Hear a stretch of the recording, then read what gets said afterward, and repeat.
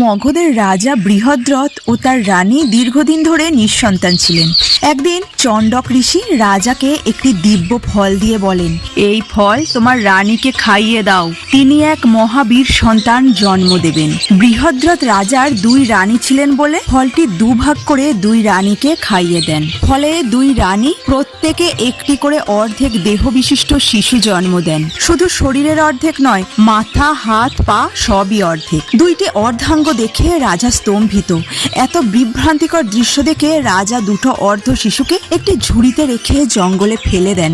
জঙ্গলের এক রাক্ষসী নারী জরা সেই ঝুড়িটি পান। সে ছিল মাতৃসুলভ। দুটি শিশুকে কোলে তুলে নেয়। আশ্চর্যজনকভাবে যখন সে দুটো অংশ একসঙ্গে জোড়া লাগায়, তখনই শিশু দুটি মিলিত হয়ে এক পূর্ণাঙ্গ শিশুতে পরিণত হয়। এই বিস্ময় দেখে সে রাজাকে সেই শিশুটি ফিরিয়ে দেয়। জরা, যে নারী শিশুটিকে জোড়া লাগিয়েছিল। সন্ধ, যার অর্থ জোড়া লাগানো বা যোগ। জরাসন্ধ অর্থাৎ যাকে জরা জোড়া লাগিয়েছিল।